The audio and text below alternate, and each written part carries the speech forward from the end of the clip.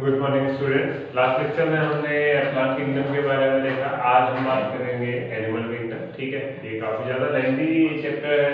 I hope आप लोगों को इसमें हमारा जो डिवीजन है वो डिवीजन आपने समझना है किसके बेसिस में, बेसिक कैरेक्टरिस्टिक्स के बेसिस में।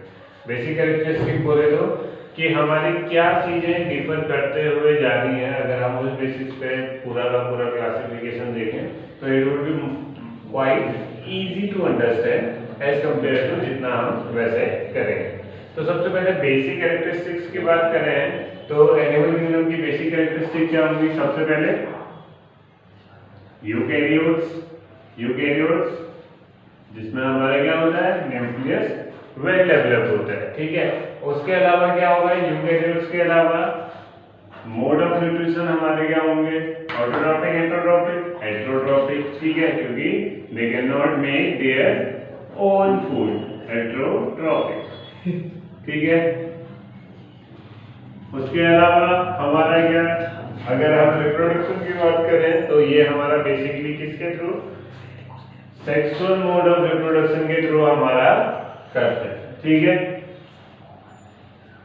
सेक्सुअल मोड ऑफ रिप्रोडक्शन कुछ केसेस में हमारा एसेक्सुअल भी हो सकता है। ठीक है, जहाँ पे हमारा रीजनरेशन, फ्रेगमेंटेशन, ये चीजें यहाँ पे अलग अलग है। ठीक है, इसके अलावा अगर हम और कैरेक्टरिस्टिक्स की बात करें तो प्लांट किंगडम से अगर हम कंपेयर करें, क्योंकि ये हायर ऑर्गेनिज्म है, प्लांट किंगडम के हिसाब से अगर हम प्लांट सेल से देखें तो प्लांट में हमारा क्या होता है, क्लोरोप्लास्ट होता है, दूसरा प्लास्टिड्स होते हैं और तीसरी चीज सेल वॉल होती है। तो ये तीनों चीजें यहाँ पे हमारी क्या होंगी, एब्सेंट होंगी। ठीक है, तो डिफर क्या करेगा, in cell wall not present, plastids not present. ठीक है, बाकी सारी चीजें होंगी।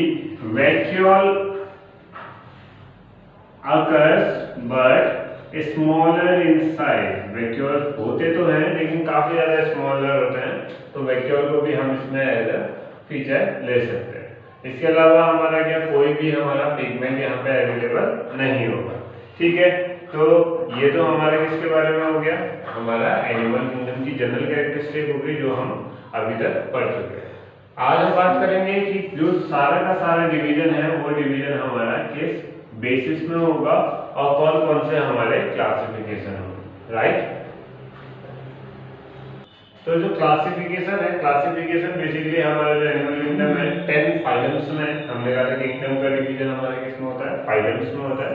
तो सबसे जो हमारे सिंपलेस्ट होते हैं पोरिफेरा, फिर coelenterata, प्लेटीहेलमिन्थिस, Nematoda, Annelida, arthropoda, Mollusca, एक्टिनोडर्मेटा, क्लिनिकॉर्डेटा और फाइनली कॉर्डेटा। कॉर्डेटा जिसमें ह्यूमंस आते हैं, है ना। तो इस तरीके से हमारा क्या है, टोटल क्लासिफिकेशन है।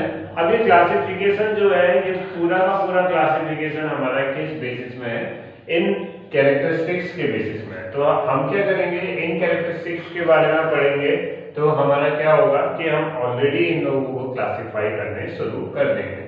तो सबसे पहले हमारा जो क्लासिफिकेशन का बेसिस आता है वो क्या आता है, लेवल ऑफ ऑर्गेनाइजेशन, दूसरा सिमेट्री, तीसरा arrangement of cells in embryo, चौथा सिलोम, पांचवा सेगमेंटेशन और छठा नोटोफोर।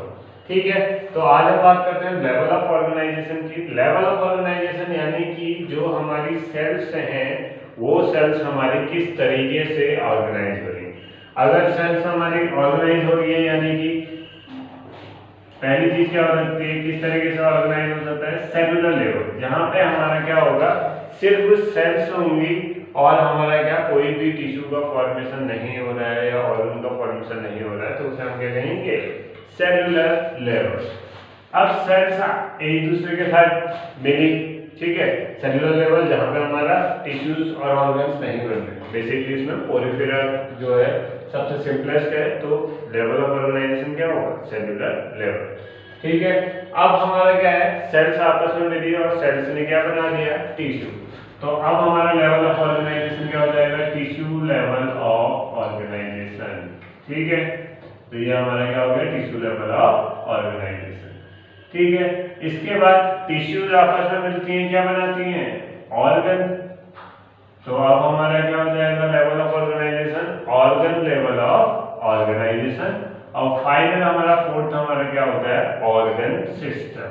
जब हमारे क्या होंगे, ऑर्गन आपस में जुड़ के हमारा सिस्टम बनाएंगे तो वो हमारा क्या होता है, ऑर्गन सिस्टम। तो ऑर्गन सिस्टम हमारे क्या सबसे हाईएस्ट वाले, यानी कि जो हमारे कॉर डेटा है, तो कॉर डेटा में हमारे क्या होंगे, ऑर्गन सिस्टम होंगे।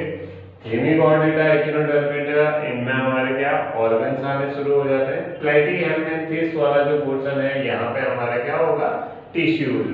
ठीक है, तो ये हमारा सेलुलर लेवल, फिर ये हमारा टिश्यूज, फिर उसके बाद हमारा ऑर्गन्स और लास्ट में ऑर्गन सिस्टम। अब ऑर्गन सिस्टम भी हमारे अलग अलग टाइप्स में होते हैं। ठीक है, ऑर्गन सिस्टम यानी कि ऑर्गन सिस्टम में हमारी क्या क्या चीजें आ जाएंगी, जैसे डाइजेस्टिव सिस्टम है ना, और एक्सक्रीटरी सिस्टम, और उसके अलावा हमारा सर्कुलेटरी सिस्टम।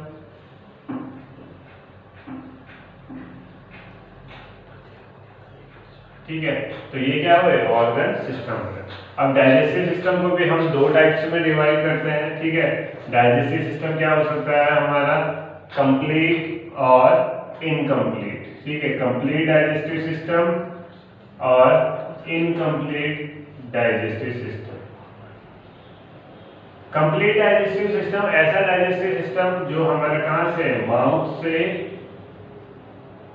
एनएस तक होगा, वो हमारा क्या है, कंप्लीट डाइजेस्टिव सिस्टम। यानी कि इसमें जो हमारा एक फूड का इनटेक के लिए, इंजेक्शन के लिए हमारा अलग पॉइंट है और इजेक्शन के लिए हमारा अलग पॉइंट है। लेकिन इनकम्प्लीट में क्या होता है, इंजेक्शन और इजेक्शन, ये दोनों टर्म आपने 10th में पढ़े हैं, ये दोनों हमारे एक ही पॉइंट से हो रहे हैं। तो इस वजह से हम इस डाइजेस्टिव सिस्टम को क्या कर रहे हैं, इनकम्प्लीट। ऐसे सर्कुलेटरी सिस्टम भी हमारा दो टाइप का होता है, ओपन और क्लोज। ह्यूमंस के केस में हमारा क्लोज सर्कुलेटरी सिस्टम होता है। क्लोज यानी कि जहां पे हमारा ब्लड किसमें फ्लो कर रहा है, ब्लड हमारा फ्लो कर रहा है वेसल्स में। ठीक है, वेसल्स, कैपिलरीज। ठीक है, यानी कि ट्यूब लाइक स्ट्रक्चर्स में जहां पे हमारा ब्लड का हमारा फ्लो हो रहा है, वो हमारा क्या हो गया, क्लोज। और जहां पे हमारा जो फ्लूइड है वो कहां पे मिल रहा है, हमारा जो हमारे बीच के गैप है, इंटरस्टिशियल गैप्स, या फिर हमारा क्या कैविटीज में हमारा अगर फ्लूइड फ्लो कर रहा है तो वो हमारा क्या है, ओपन। क्योंकि ब्लड हमारा क्या कैविटी में सीधे सीधे चले जा रहा है। और बेसिकली यहाँ पे जो ब्लड या फिर जो फ्लूइड होता है उसे हम क्या कहते हैं, हीमोलिम्फ। ठीक है, हीमोलिम्फ। तो इस बेसिस पे हमारा सर्कुलेटरी सिस्टम ओपन और क्लोज होता है। ऐसे ही हमारे बहुत से क्लासिफिकेशन है। ठीक है, तो ये तो हमारे क्या हो गया, level of organisation. Next thing, अब हम बात करें सिमेट्री की। तो सिमेट्री हमारी क्या होती है कि किस तरीके से उसका डिवीजन हो रहा है या फिर उसका स्ट्रक्चर कैसा है। तो दो टाइप में हमारा, बेसिकली तीन टाइप में हम इसको डिस्कस कर सकते हैं। पहला हमारा रेडियल सिमेट्री, दूसरा बाइलेटरल सिमेट्री,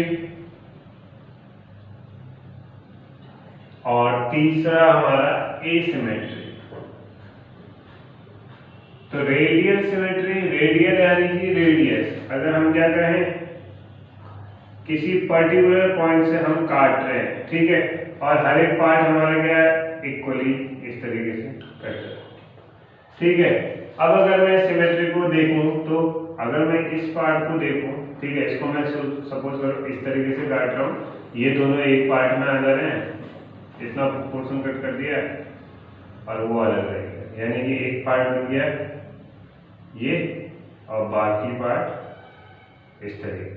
अब ये दोनों आपस में इक्वल नहीं है, लेकिन ये दोनों कट कहां से है, रेडियल, यानी कि रेडियस से अगर हम पॉइंट देखें तो इक्वल है।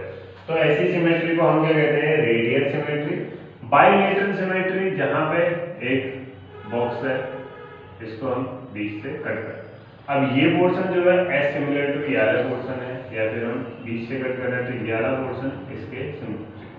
ठीक है, तो ऐसी सिमेट्री हमारे क्या कहलाएगी, बाइलेटरल सिमेट्री, और ये रेडियल सिमेट्री। और जहाँ पे कट करके दोनों पार्ट्स हमारे इक्वल नहीं हो रहे हैं, ठीक है, या फिर हमारा कुछ पार्ट एक्स्ट्रा रह जा रहा है, तो इसको हम क्या कहेंगे, एसिमेट्री। तो ये हमारे क्लासिफिकेशन की जनरल दो टाइप्स हैं। बाकी arrangement of cells in embryo जो है, इसमें diploblastic, triploblastic, coelom, segmentation, notochord, इनके बारे में हम नेक्स्ट लेक्चर में देखेंगे। तो आई होप आपको अभी इतना समझ में आया होगा। Thank you for watching.